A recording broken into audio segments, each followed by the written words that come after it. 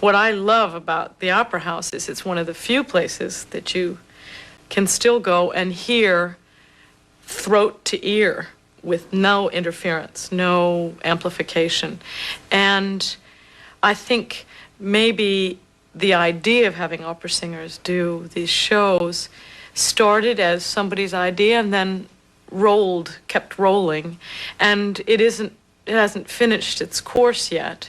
And I don't think it's been a bad course. I think maybe there are obvious taste differentials within it. I love Ethel standing there, behind the hill, there's a busy little snail. And that's, something happens to me, and that brassy sound, I can just remember that feeling of going into the theater all the time. I just loved it. And opera was strange to me. The idiom was different, what people were doing, and it seemed quite harsh. And it's taken me much longer to just fall in love with the operatic part. The biggest challenge of opera was, it's never vamp until ready. You got to do it when you're supposed to. Yeah, that's true. Having been to the Broadway stage when you were real young and appreciating it from an audience standpoint, what got you into opera? Literally, it's accidental, which happens. I was living in New York on 73rd Street, and on 74th Street there was a music school, and I was kind of doing this Long Wharf Theater in New Haven, and anybody who would ask me to sing, I would sing for. And I couldn't read music, so I went to this school to learn to read music. And they said, you ought to really get involved in the program and come to school. Let us educate you. And I had not heard of Mahler at that point. I'd heard of Mozart, but many of the major composers I just weren't in my experience, in my ear, or my education. And I was there for singing, but I learned one aria to go and audition, Connais-tu le pays, and just kind of bumped into it and thought it was fun, a little stilted, a little stiff. And what I love about it now is not only the challenge it is to the voice. What we ask our voices to do is really Mary Lou Retton, stand on end and jump and flip and take these big breaths. And I sort of fascinated by that. And what I think I really love is the make-believe. And what greater place in the world could one be engaged, paid to play dress-up? If I were to sing, "Who cares if my boat goes upstream?" you'd say there's an opera singer trying to sing Showboat. Whereas if I do it more conversationally, "Who cares if my boat goes upstream?" Now there's actually very little difference in the vocal production and the vocal stance, but it's an attitudinal difference more than anything. I didn't spend so much time thinking about, I'm going to really sing here and I'm really going to project my voice. I'm going to speak. I'm going to speak with music. Pop singers sing on the consonants. They say my, and we get away from the consonant as quickly as we can. Right. And that's a big transition for us and a big difference. And if you use the amount of support in pop singing for the microphone that we do, you blow the engineer's brains out. And there's a big talk of support in our business. And it's more than really being a support system. It's to do with the diaphragm and the muscles around the diaphragm and the lungs and how we take a breath. It's not as much as something you do as something you don't do. I think of it as more as a stretching out of the spine and keeping as much space as you can between the top of your head and the lower spine. And it's just a kind of an expansion of the muscles and then keeping them out so that the air keeps flowing. And I made a little kind of a pop record for CBS, and the producer kept saying, "No, Flicka, that sound, get the vibrato out, sing kind of more straight, and sing with a more breathiness in your voice." And it is different. Singing, the production of sound for opera is different than the production for pop singing. And I have the greatest respect, having tried to do this record and gone through the process, for pop singing. I think that people assume that somehow singing an opera is a lot harder work than singing a musical like Showboat. It's not true. It's still hard work. I think because to an American audience, they're hearing something in English, they're hearing something in American English that they know, that they can sing in the shower. There aren't that many people who are truck drivers or who are factory workers who necessarily are going to wake up in the morning and get in the shower and sing Ella Jamai Mamo. However, they might very well get up and sing Can't Help Lovin' That Man of Mine or Old Man River. And because they can do it, I say, well, that can't be hard because I can do it, right? I haven't found that it's the case. Perhaps the role of Gaylord Ravenel is a little shorter than a lot of the opera roles that I sing, but believe me, there are some moments vocally at the climaxes of You Are Love and some places in Make Believe that are just as difficult vocally as anything I've ever sung on the operatic stage. So let me tell you, there isn't that much difference.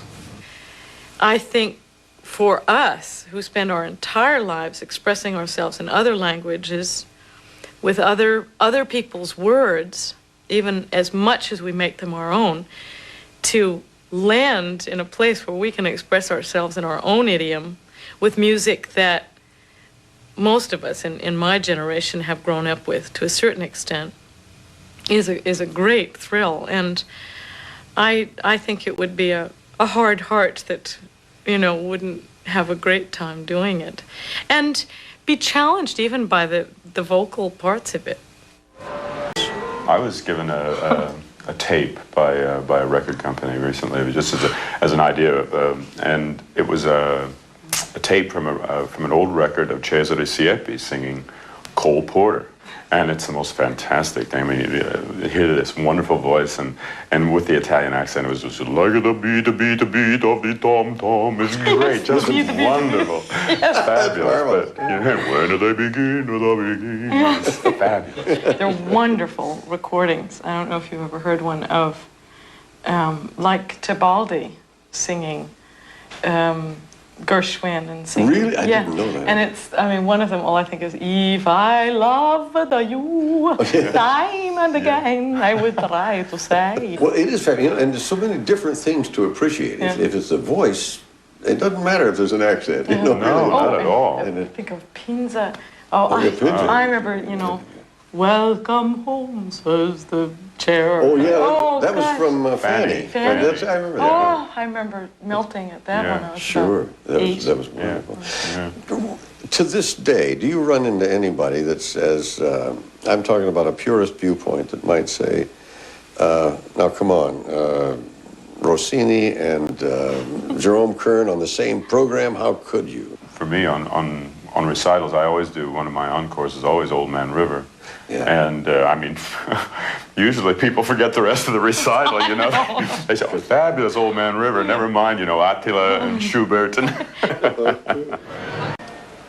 the thing that always attracted me to it was, just the sound of the low voice. I don't remember the first time I heard it, but that's what first attracted me to it, was just these low notes rolling out of whoever was singing it. And I don't know, and it's just become such a classic song in its genre, that it always gets such a fantastic, no matter where I sing it. I mean, I just did a series of recitals in small towns in Italy this past January, and I always include Old Man River, no matter where I am, and it always gets a humongous.